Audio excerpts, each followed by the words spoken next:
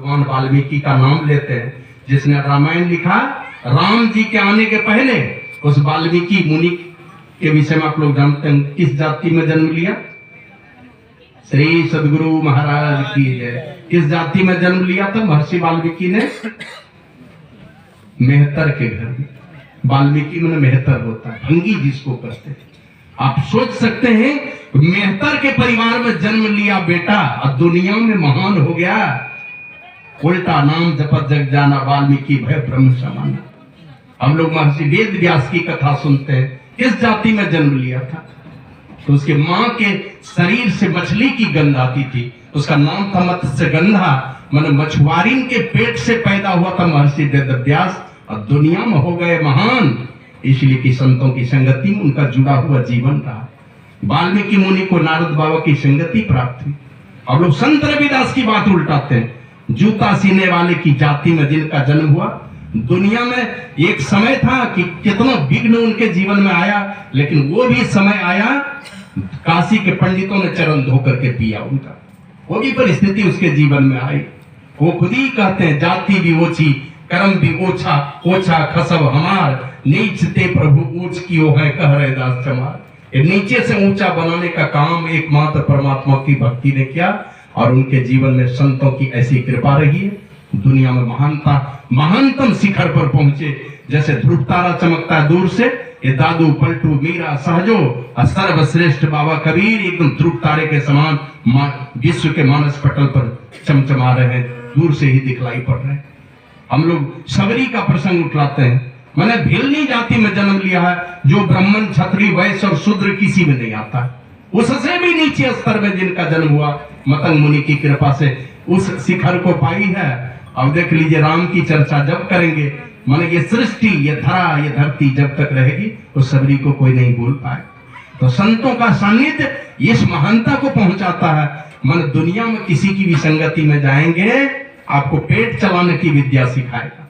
बढ़िया से कपड़ा, बढ़िया घर द्वार, गाड़ी घोड़ा, ये सारी व्यवस्था करा देंगे संसार के लोग। लेकिन संतों की संगति में जैसे ही हम अपने विचारों को जोड़ते हैं, वहीं से प्रगति और उन्नति का द्वार खुलता है उसका।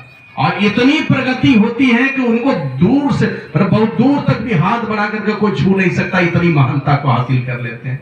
तो शंकर भगवान कहते हैं कि ए गिरजा, संतों के समागम से बढ़कर के संसार में दूसरा कोई लाभ नहीं। हमारे यहाँ सत्संग योग में एक उपनिषद का मंत्र है, उस उपनिषद का नाम है जावाल दर्शन उपनिषद।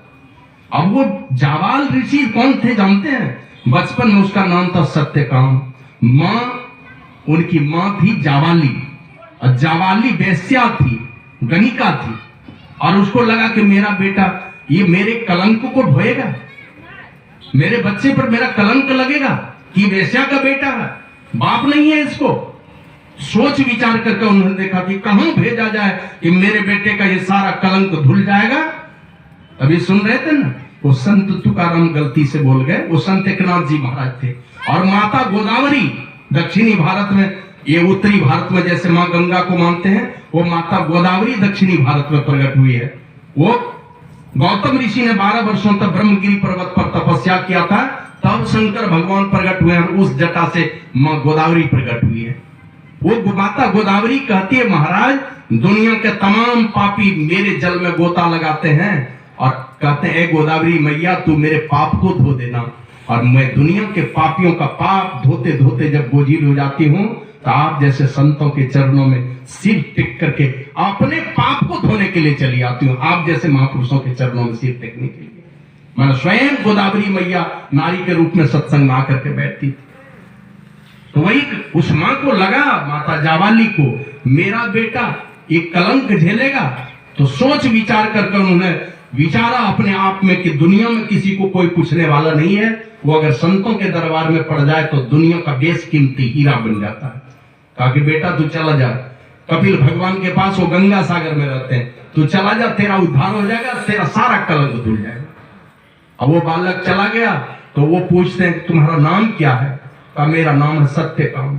तुम्हारे पिताजी का क्या नाम है? बोला वो तो मुझे पता नहीं। कहा तुम्हारा गोत्र क्या है? का वो मैं नहीं जानता हूं। कहा तुम जाके पूछ के आओ। अपने माता से पूछने के लिए आए तो माँ कहती बेटा मेरे पास कितने पुरुष आते हैं दिन और रात में, इसकी गिनती ही नहीं है मेरे पास। तू फिर किसके शरीर का, किसका खून है मेरे शरीर में नहीं पता है, लेकिन तू अपने गुरुजी को कहना कि मैं पिताजी का नाम और गोत्र तो नहीं जानता हूं, बस इतना जानता हूं कि मैं माता जावाली का पुत्र हूं।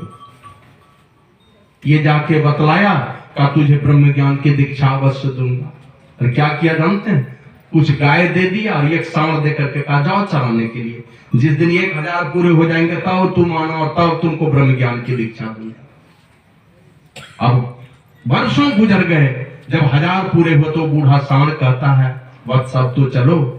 बोला कहां जाना तो चाहिए, लेकिन गुरुजी ने बुलाया नहीं अब तक में, बुलाएंगे तब ना। तो यही कहा कि नहीं, माता पिता के दरबार में बिन बुलाए जाना चाहिए। वो तो सदैव क्षमा ही करते, माफ ही करते हैं। बेटा बेटी भले कुछ कर जाए, माँ बाप तो सदैव क्षमा करने वाले हैं, क्योंकि वो तो जिगर का टुकड़ा मानते हैं अपने बच्चे को। और गुरु के दरबार में वो तो सदैव साफ, दूसरे का पाप अपने माथे पर लेकर के, दूसरे का कलंक अपने माथे पर लेकर के, और सदैव उनकी सफाई करने का काम करते हैं। दुख सहसा करके संसार के लोगों के भले की बात सोचने वाले ये संत पुरुष होते हैं। इसलिए संतों के दरबार में, गुरु के दरबार में तो अपमान सा के भी जाना चाहिए। चलिए हम लोग, वो बूढ़ा सांड मनुष्य की आवाज में बोलता है, तो उसको लगा कि नहीं, गुरु के दरबार में अपमान सा के भी जाना चाहिए, तो चला आया। अब गुरु जी के सामने जैसे जाता वो सत्यकाम नामक बालक जो वेश्या का बेटा था, सामने गया तो गुरुदेव, वो कपिल भगवान ने देखा, वो कहते हैं बेटे तुझे देखने से लगता है कि तुझे तो ब्रह्म ज्ञान हो चुका है, तेरे ललाट को देखने से लग रहा है। मैंने शीशे की अलमारी में रखी हुई वस्तु को कोई आंख वाला बाहर से ही देख लेता है ना, उसी तरह संत पुरुष बाहर से ही देखते हैं कि आपके अंदर में क्या है।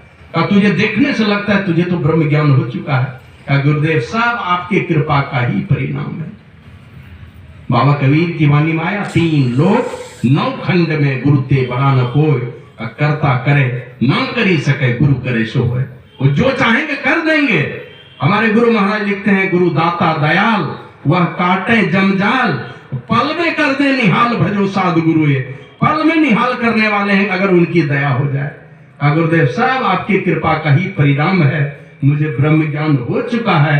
जो आदेश किया उसी आदेश को सिर उधार्य करके हमने ईमानदारी से किया है, छल कपट छोड़ करके सेवा की है, यही सोच करके कि गुरु जी बोले गौ चराओ तब तुझे ब्रह्म ज्ञान की दीक्षा दूंगा।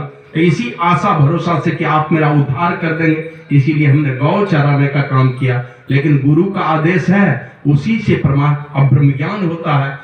फिर भी गुरुदेव मेरी इच्छा है कि आपके श्रीमुख से ब्रह्म ज्ञान का उपदेश सुनना चाहता हूँ। आप कृपा करके ब्रह्म ज्ञान का उपदेश करने की कृपा करें। तो कपिल भगवान ने ब्रह्म ज्ञान का उपदेश किया है उस बालक सत्यकाम को, और नाम बदल दिया। का जिस माँ के गलत कृत्य का डर लगता है तुझे, कलंक लग जाएगा, मैं तुम्हारे माँ को भी अमर कर देता हूँ। और वो सत्यकाम बहुत ही अच्छा नाम है, नाम बदल करके उसके माँ के नाम पर उसका नामकरण कर दिया कि तू माता जावाली का बेटा है ना, आज से तू जावाल ऋषि के नाम से जाना जाएगा। जावाली का बेटा होने के कारण तू जावाल ऋषि के नाम से जाना चाहेगा। और वो वेश्या का बेटा दुनिया में भगवान बन गया, और उनके नाम पर एक उपनिषद चलता है जो सारे लोग पढ़ते हैं और अपने ब्रह्म ज्ञान की आशा लेकर के उस पर कदम बढ़ाते हैं। तो शंकर भगवान कहते हैं